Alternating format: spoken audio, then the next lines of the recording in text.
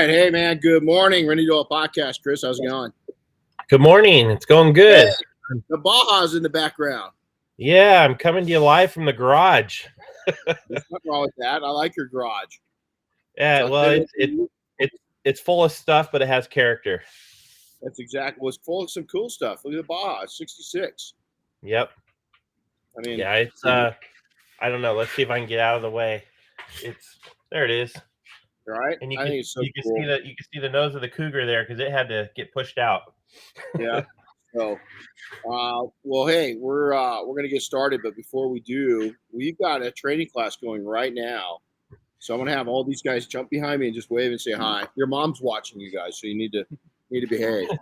So yeah, look, I knew it. Look at yep. This is a good group, man. We've had a lot of good fun. Let's couple of great interns and mentors. Doug, you gotta where to go? There we go. Doug, how long have you been a Mafia? 12 years. Yeah, pretty cool. Look at that. 12 years. Yeah. And then there's a rookie behind you, you know.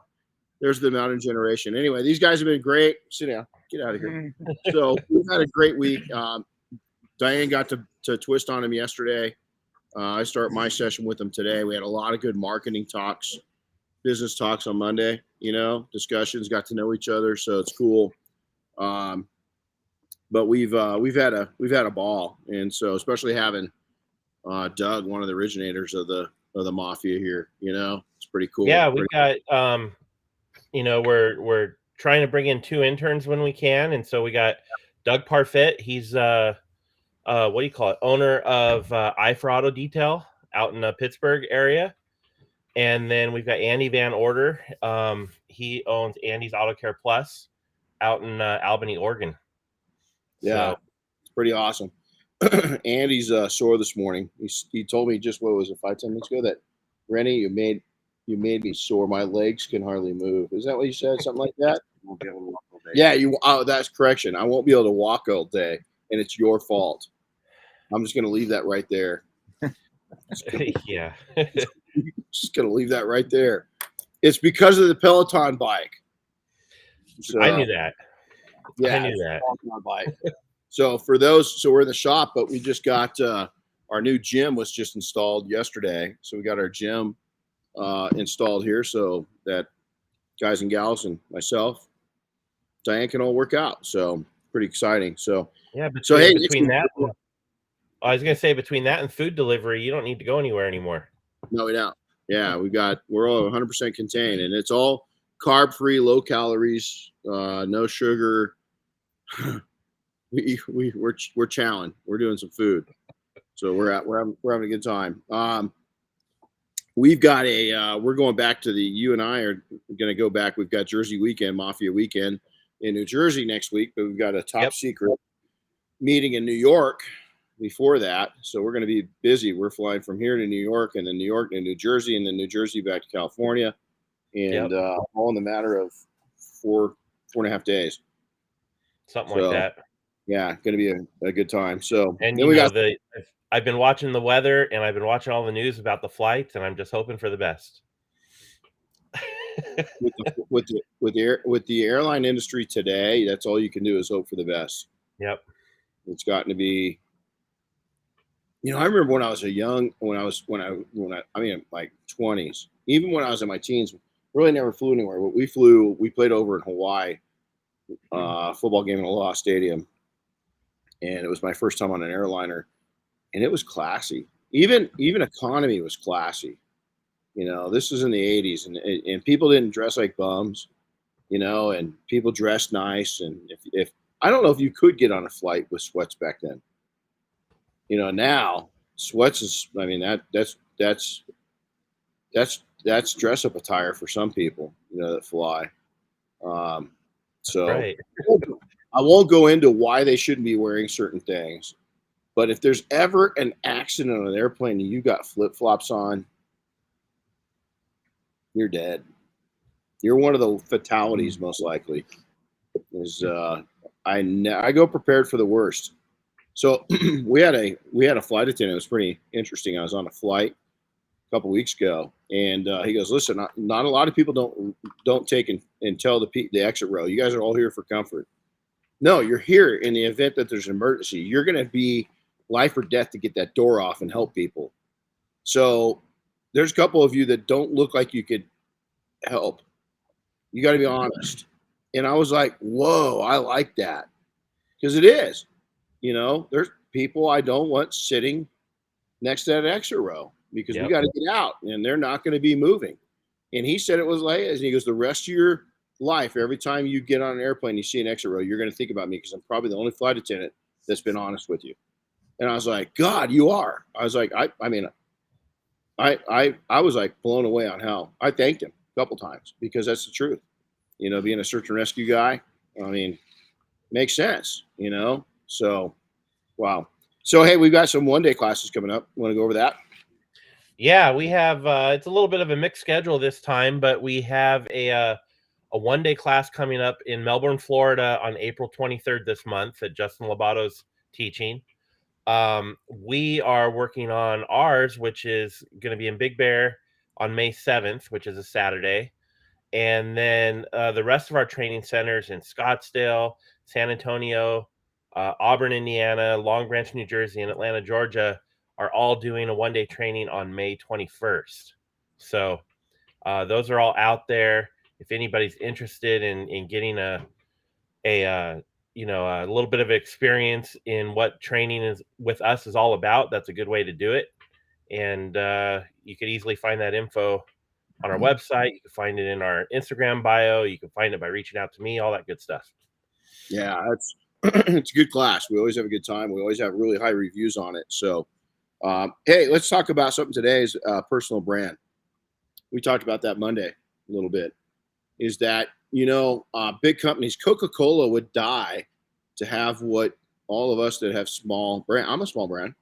It's Chris, Diane, and I on this side of the house. And even on the P&S side, the double black team's relatively small for what we do. And they would die. Bob Phillips sent me the CEO of P&S yesterday and sent me a thing, said, man, there's no more perfect topic, and there's nobody else that probably understands that better than I do. Because, we've climbed the ladder. I never intended, I never thought I'd meet all you under these circumstances. It wasn't part of the plan. But because I did understand the connection point that Coca-Cola company, they would die to be able to be so mom and pop with their customers, to have a first name base. They would die.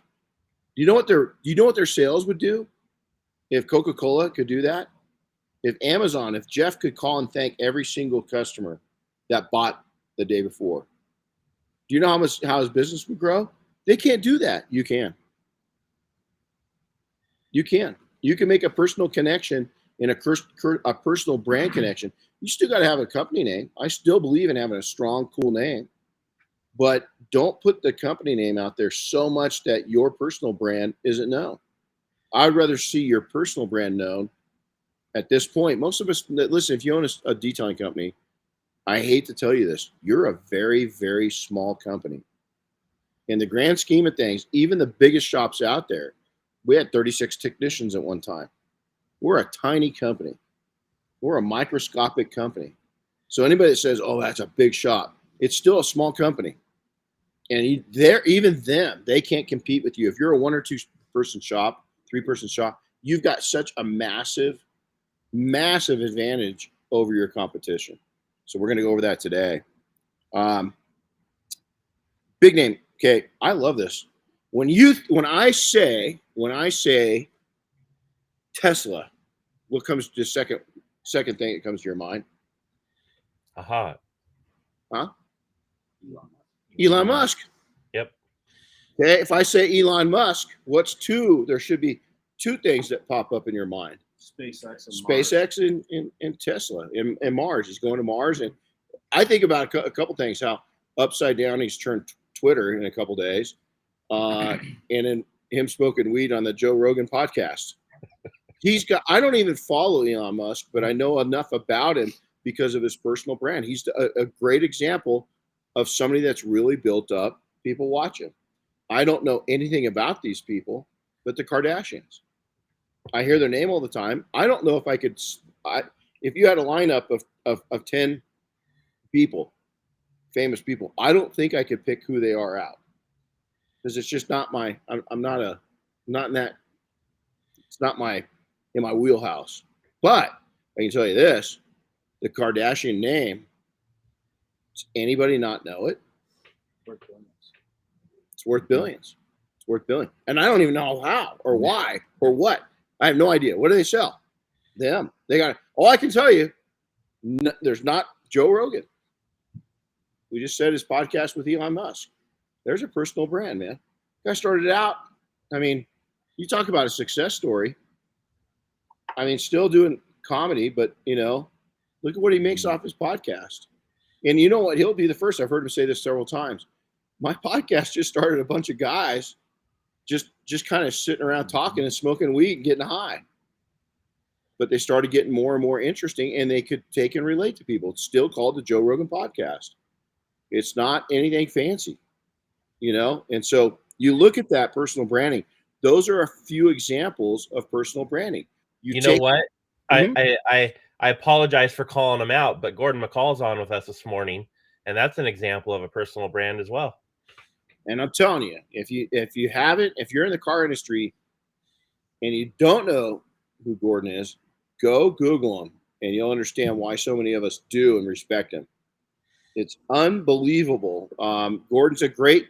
I mean, I'll tell you this: some of the wealthiest people in the world, way outside of our circles, most of our circles, know who Gordon is. Yep. Know who Gordon is. And you know what? He's not a obnoxious person. Gordon is ideally exactly what I'm going to tell you here. He's organically himself. And once you meet him, you're going to not like him because you want to be him, because he's just got that much cool factor. And so, Doug, you've been around him.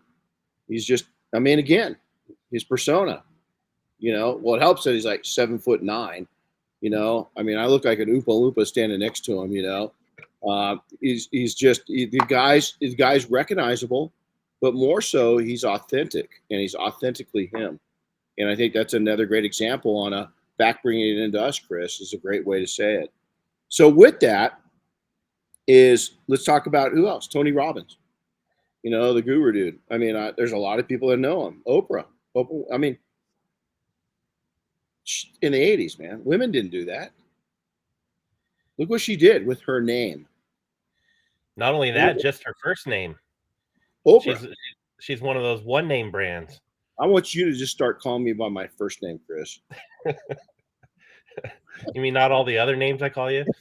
Exactly. So you think about what she did as a female when she did it. When she did it, that was a tough road. Oh, and by the way, person of color in the 80s and a female.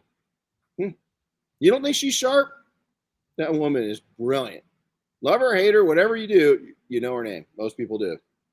And and if you don't, she's laughing her way all the way to the bank. She really doesn't care. So as a business owner, here's what I want you to do: is focus not just on your brand, but focus on your personal brand.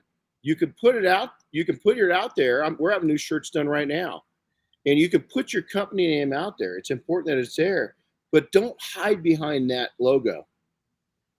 You've got to equally put, as we got more successful in our shops, and I'm going to talk detailing. I'm going to talk a micro business. Everything that we are, a micro business, is we got more and more successful in one market, not every market, not the 6 shops we're in one market. I realized very quickly, I got an advantage. I just came out of corporate America. I'm putting this corporate image out there. I'm saying we a lot. I'm saying us. I'm saying, yes, our staff. I had one van, and it kind of worked, is I had numbers on it. I had 2, 3, 4, and 6 on the. So my brother calls me up one day. He goes, dude, the new vans look bad. How many vans do you have? I've seen number 4. I've seen number 3. We had 1. But I wanted to project bigger, And then in a short time, I started realizing, hold on, that's not helping us. What's helping us is being personable, being personal, connecting and building trust up. So we switched that mentality to a small company that we could relate to. And a lot of people, I won't say his name right now, just out of privacy, but he's the largest private shareholder in Pepsi. And he told me this one day. He goes, listen, you need to project you out there. Stop projecting anything else. And he says, Pepsi would die to be able to take and have the ability to be so one-on-one with their customers. We can't do it.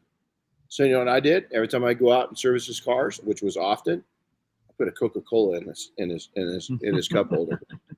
Used to drive him crazy, man. Used to drive him crazy. He's a cool dude. So hey, there are at least 3 good reasons to focus on your personal brand. Here. This goes in, and a lot of this, Chris. Thanks for preparing this. It's pretty cool because Chris and I we came up with this topic, and I put a bunch of notes together, and then I didn't send it to him, and he put a bunch, and he sent me his, and I sent him mine, and we're like, holy crap, man! It just blended perfectly. So, your clients prefer to do business with people they know and trust. Trust is the big word right there. I've had some, okay, this is year 19 for Air Force One. And we're going to have the trolls come out, in July, when we're up there working on Air Force Ones and all the Boeing planes, and they're going to say the same thing. Well, that's the same vehicles that you guys have done for years. Oh, and I'm like, I'm sorry that your customers don't call you back year after year like they do us. Repeat business is it. I don't want to have to go hunting for new. Listen, back in our ancestors' days, is that they wouldn't go out and wipe out a whole herd of elk. Is they go find the herds and slowly take the elk down, because they wanted to be able to go find those herds and keep going back to them. They understood about keeping those herds healthy. And so in ancient hunters, we actually had, they were conservative with how they would take and go out and harvest. The Indians, the Native Americans, did the exact same thing. Because they didn't go out and decimate the buffalo herds. Who did? The Europeans came across and did that. They had no control over it. Okay, so you want to take your pool, we want to be able to pull from that pool constantly. And I don't want to go out and have to do hard hunting. Well, guess what? When people trust you and they know you, you don't have to do the hard hunting. They're going to keep coming back to you. It's a herd of customers that's there forever when you treat them right and they know you. It's really important to get, if you've got a family. People say, oh, you're taking advantage of your family, putting them in there. No, I'm not. My kids, my wife, everybody, all of us, we're fed off this business. And so people relate. If I've got a choice, I just made a purchase for my truck. I could go to the big corporate box store. I went to the store I grew up with. And it's the same owner there that's been there since the 70s. And the reason I did that is connection, trust. I've seen what he's done all these years, and I know he's going to take care of me. And it's a family business. His kids work in the business. His nephews, his extended family work in the business. I could have got it for $1,000 cheaper. I didn't want to. $1,000? You can save $1,000? No. I'm probably going to say a couple $1,000 because he's going to do it right. I'm not going to have any problems. And I know that he's going to be there long term. I don't know what's happening with the big box store. Here's the other thing. This is a big one.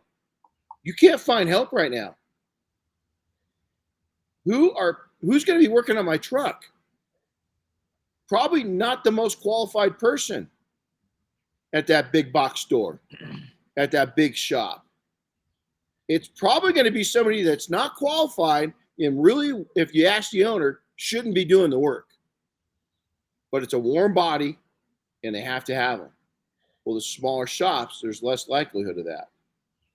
Because Andy's sitting in there and jumping in right now. He's there. And if something does happen, Andy's sharp enough, he's going to be able to take care of it. The big companies aren't going to be able to do that. And so you've got to take and build that relationship and the trust factor up. The other thing is, regardless of size, companies seem to be faceless today. I see so many people in the automotive service industry across the board where you go and there's a bunch of, I love this, my friend Danny used to call them this, dancing Ferraris across their screen of their website and across their social media, and you have no idea who they are. Because I understand that, the cars are the show, but are they really the show? Are you the show? Because I'll tell you, once I understood that, and I made myself part of the show, a Broadway production, and that's not arrogant. It was me. People would say, I told you guys the stories when our youngest daughter is 4. That year before she went to kindergarten, I wanted to stay home with her. And so I worked out. We were really blessed. We had a house with a garage and the shop in the back. So I started doing all the high-end stuff in the back. And so when she went to kindergarten, I kind of started slowly moving it back to the shop. Well, my customers would come up and they're like, hey, man, so am I going to be able to, are you going to take this one home where nobody else is? They preferred that. They liked that I was putting custom work into their vehicle away from the rest of the staff. There was added value and profits. And I said, well, yes, I am, because I hadn't given it a price yet. And I made $200 or $300 extra just by taking it home and having the convenience of being able to detail my boxer shorts. Not a bad deal. Not a bad deal. Is not an image you wanted to see. Not one I wanted to see this morning. No. Yeah, so I was gonna say we touched on this a little bit last week, but it's very common for especially detailers, but a lot of different companies to use the term we a lot, even when they're a small 1 or 2 person company. Instead of referring to themselves, especially when it comes to their website and everything else.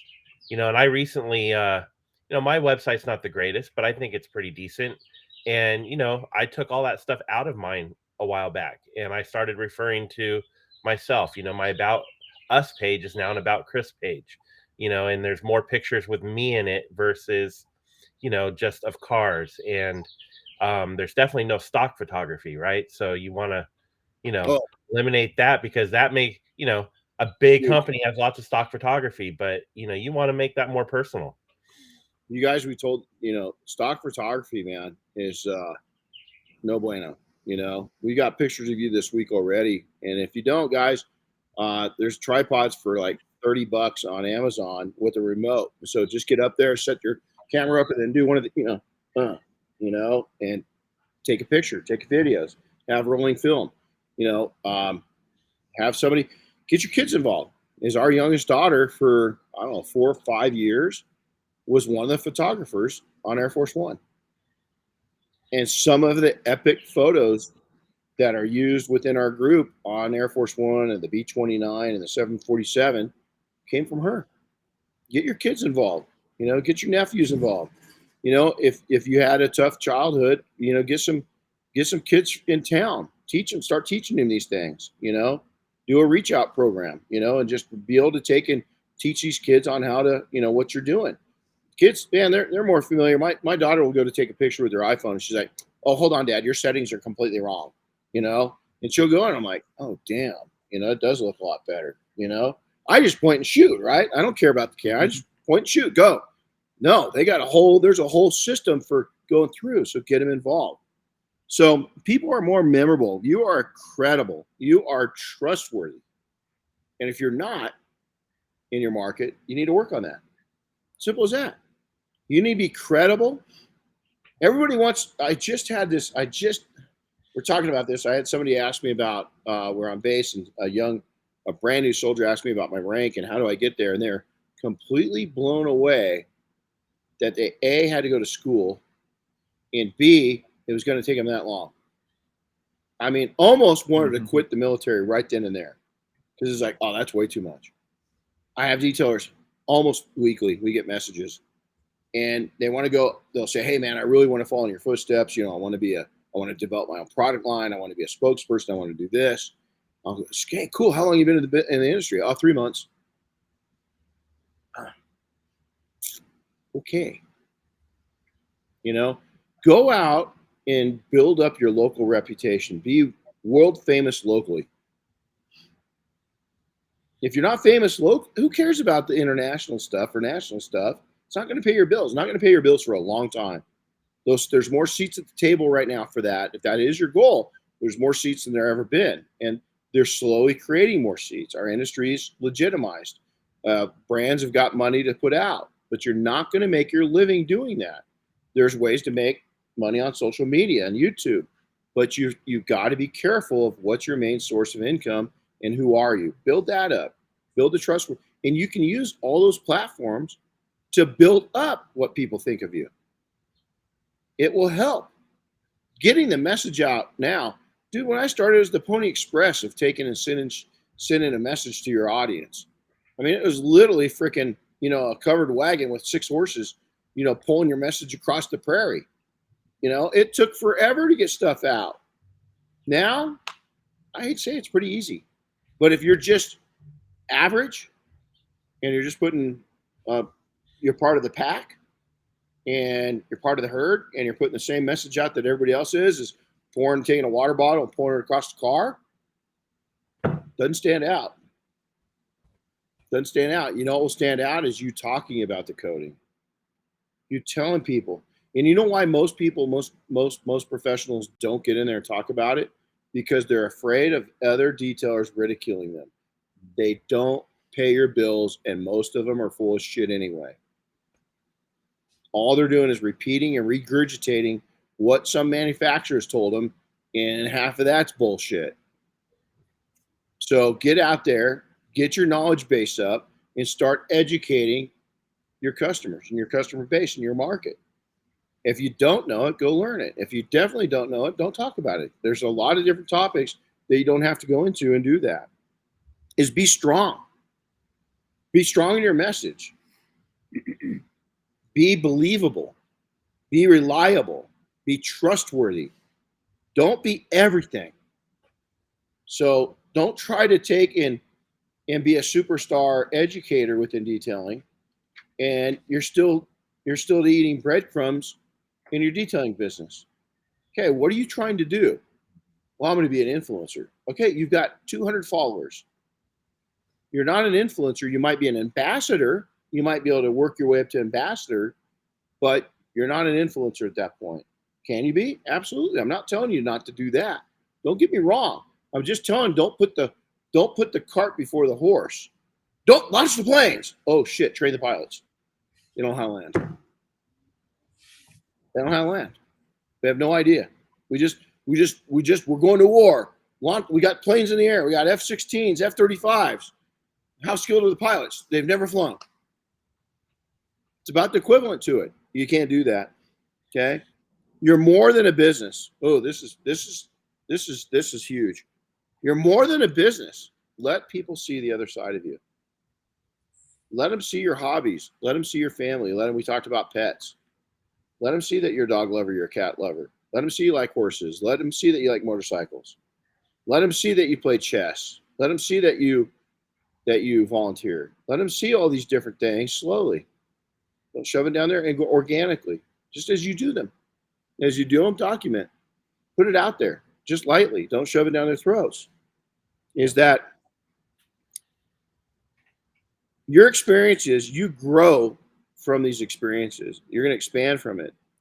If you're good, demand, this is huge. This is Chris. Demand will come to you. Demand will come to you. I had the opportunity pretty early on in my career, about 4 or 5 years in, where I was at an event and I was branded. Okay. I had stuff on my shirt. And at this time, there was no Air Force One. This was in the 90s. There was no McCall's event. There was a McCall's event. I wasn't honored to be involved in that. I didn't have a reputation. Gordon didn't know who I was. He wasn't going to bring us in.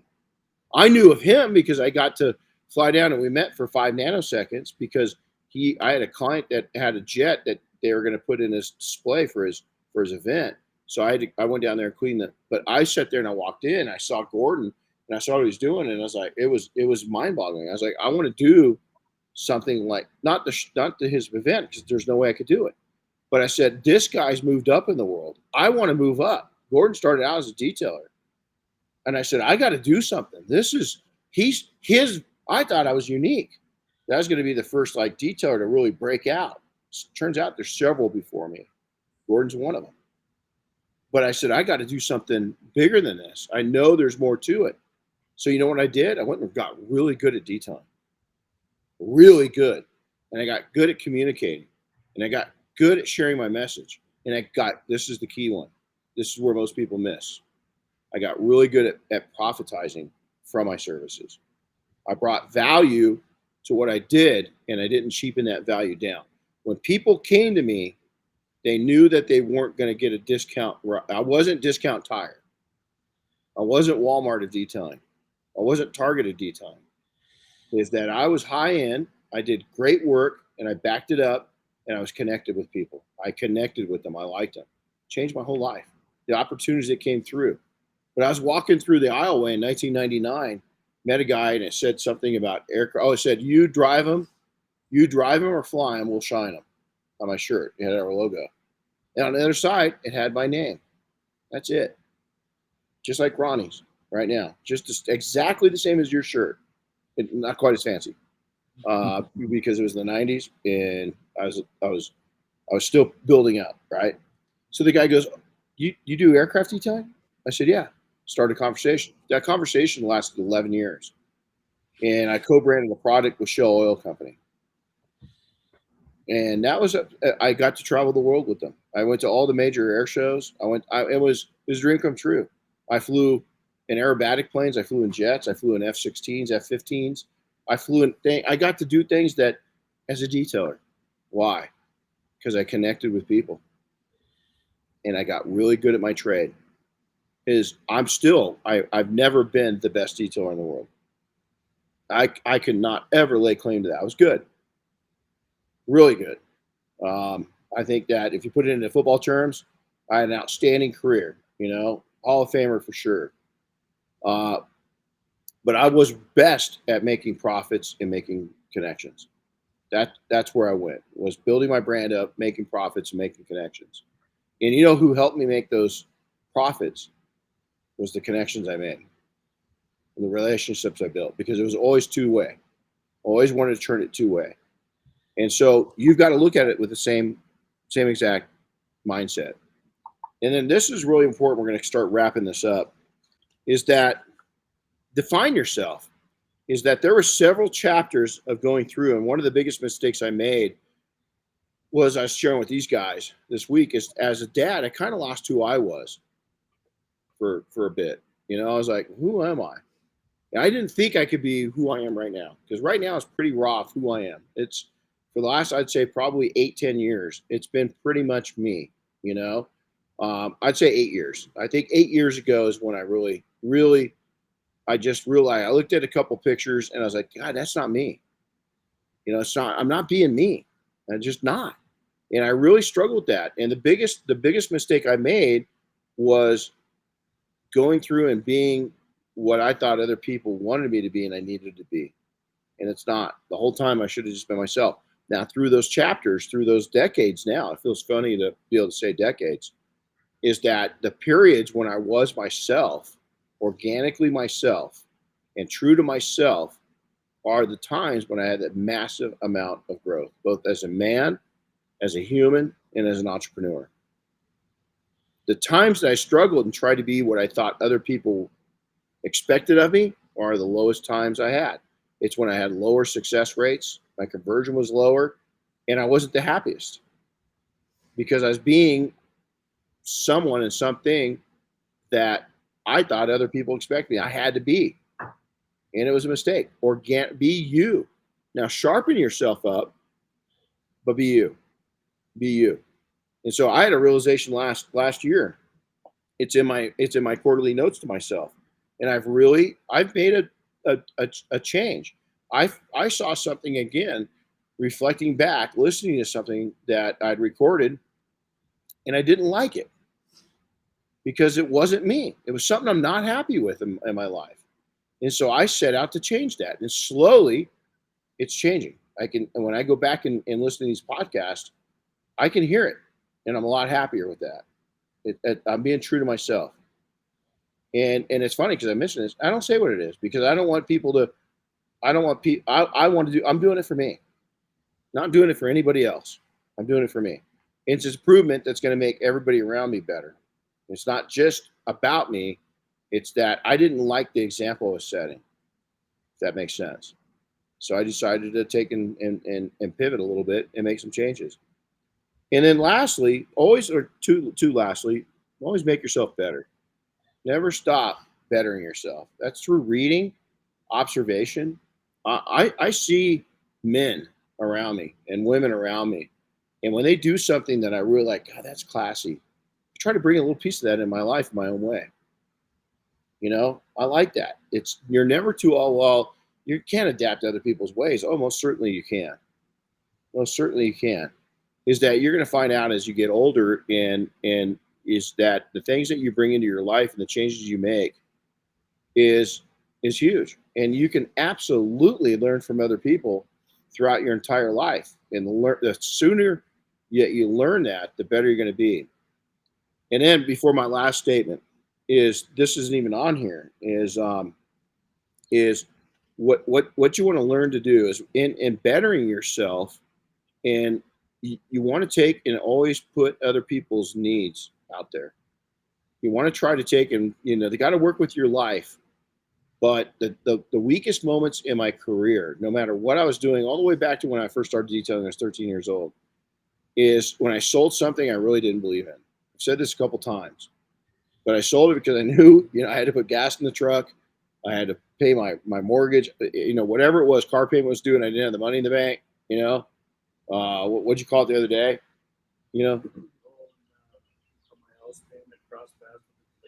Yeah, exactly. You're crossing paths, is that you've got the delinquency, the late notice coming in the mail this way, and you time it perfectly so they're kind of like missiles in the air and they cross each other. So the payment hits them about the same time the late notice hits you. I remember those days.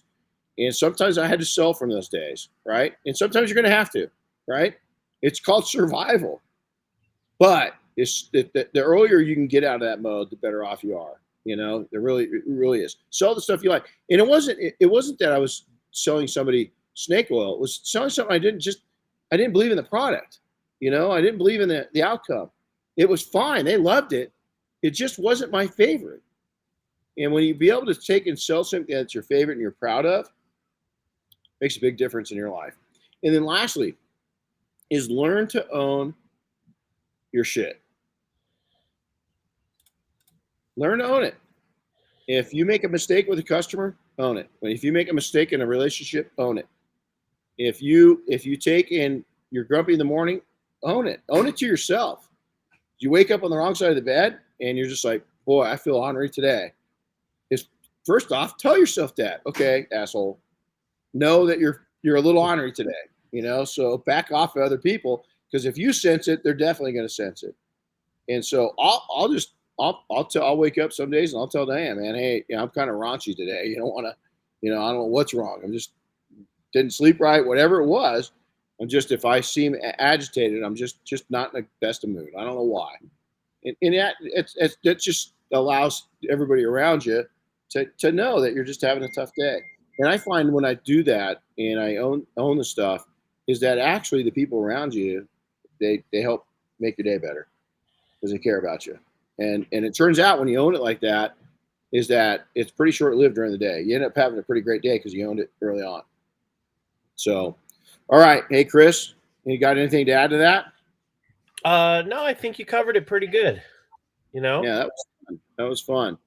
And so, get out there and own your personal brand, build your personal brand, work on connection with people, really care about them, You see that there's golf clubs in the back of their vehicle, ask them about their golf. You see there's got a ski rack on it, ask them. If they're into kayaking, ask them about their dogs. If they are here, what breed are they, this and that, min pins, right? I mean, all these different things that my dogs are all running out here, right? So ask about the breed. Ask if you don't know about the breed, have them mention. There's nothing better than somebody that will ask about, one of our dogs is a Akita Rottweiler mix, and somebody was dropping something off, and he goes, wow, what's an Akita? Oh, let me tell you about my dog, is there's a proud moment, and just said, just don't put your fingers through the fence because you won't have You know, any. the one thing I do think of real quick is, don't ignore your company brand though. Don't focus so much on your personal brand that you ignore the company brand. The two go hand in hand, and you should probably find a way to connect the two so that when one thinks of one, they do think of the other. Absolutely. One of the things that we did later in our shop history is that we had our logo, which was a combination of, ironically, we took an old Harley Davidson logo and an old Aeroshell logo, not knowing I was going to work with them later. And we kind of combined the two. And then later in my career is we put, just like we do with Detailing Success, is we put Renny Doyle across the top, and then it had the attention to details, what they call the flying wing. And that worked good. That's a good combo. It's a great point, Chris. Yep. Is because we've done a great job of recognition. And then the other thing is that, listen, because your customers are going to tell you interesting things, is that they would call up and they'd say, okay, so that we give them a price. Diane would be talking to my mom, whoever was in the shop, Mike, Mark down in Texas, Jorge up in Sun Valley, and the people would say, okay, so at this price point, is Renny doing the work on the car? And or I'd say, no, this, if you do want him, I can have him get a contact, and he'll give you a personal bid on him doing the work. This is our shop doing the work. But Renny checks everything out. He runs it still, but he's not personally going to touch the car. So there was a price for that. And I would stay busy, pretty solid, more than I wanted to be all year long, with an elevated price for people that only wanted me to touch it. So there's another way to look at it. So, hey, next week we're going to be in New York, so we won't have a live. Nope. No, we'll be a little bit too busy to get that done next week, but we have I believe the following week. Oh goodness. I'm not going to say. We have a guest coming the following week. I'm not going to say who it is because I'm going to get them mixed up right now. I don't have the calendar in front of me. But anyway, we do have a guest the following week. And, just a little reminder, we love having you guys join us live. But we do want to just remind everybody that these do get republished later. You can find them on all the popular podcast platforms for audio only. Plus, we put up a slightly edited version on YouTube later as well, so you can catch them again or share them or do whatever you want to. Yeah, we sure love your comments. And again, a lot of these topics come from emails we get from all of you. So send us over an email, Renny@detailingsuccess.com or Chris@detailingsuccess.com. Again, comment, share. We love it. We love your guys's. I mean, almost every week we get an emotional comment, and that's why we do it, man. I mean, it's just, we absolutely love hearing, the impact that this thing, has on you. And that's why we continue to go on. So, hey, thanks everybody. Have a blessed day. Be good to each other and go out and build up that personal brand. It's really important. Take care, everybody.